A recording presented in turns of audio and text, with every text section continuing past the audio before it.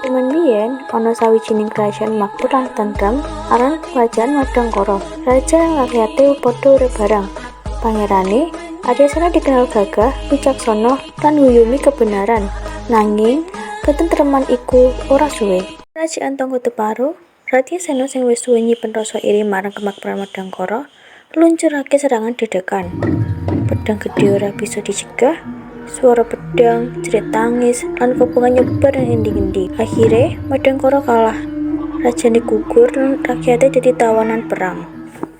Pangeran Aryasena dadi siji-sijine keturunan kerajaan sing isih urip. Nanging diseret menyang Ratnamaya minangka budak perang. Saka pangeran sing disembah dadi wong sing dihinake. Geni dendam tetep murub ing jero atine. Saben dina Aryasena kudu nglakoni urip kaya wong hina. Tangane luka, bumune dadi biru amarga cemukan. Nanging rasa lara iku ora sebanding karo rasa nyeri ning jero atine. Dheweke tansah kelingan. Cara iku digelonong saka metu istana, rakyat disiksa, lan negarane kopong tanpa sisa. Nah, penderitaan kuwi ana sawijining peristiwa sing ora disangka. Raden Wijaya, kakange Putri Ratna Ayu nyeret Adyasena menyang taman istana. Adikku, ujare kanthi nesu. Iki pangeran saka kerajaan sing wis nyebabake celaka kanggo rakyat kita. Wektu kanggo bales. Nanging Putri Ratna Ayu mung meneng nalika ndeleng Adyasena sing tatu lan ringkih. Rasa welas asihe jalari dheweke ora tega. Raden, ora ana gunane nglarani wong sing wis kalah, ujare lirih. Dheweke banjur nglepas tali sing ngiket awake Adyasena, ngumbah tatu-tatune kanggo banyu seger, lan menehi panganan. Saka dina iku, Putri Ratna saben sore rawuh marani Adyasena, bawa obat lan panganan.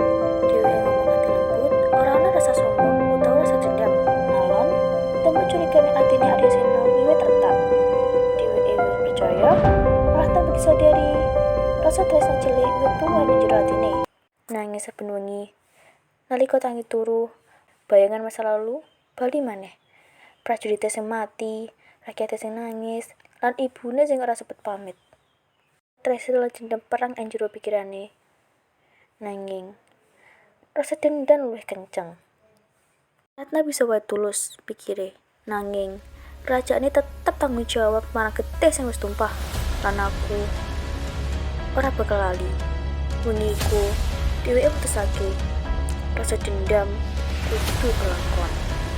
Nalika penjaga turu, Adyasena mlebu kamar senjata, gelong pedang lan banjur nyerang istana.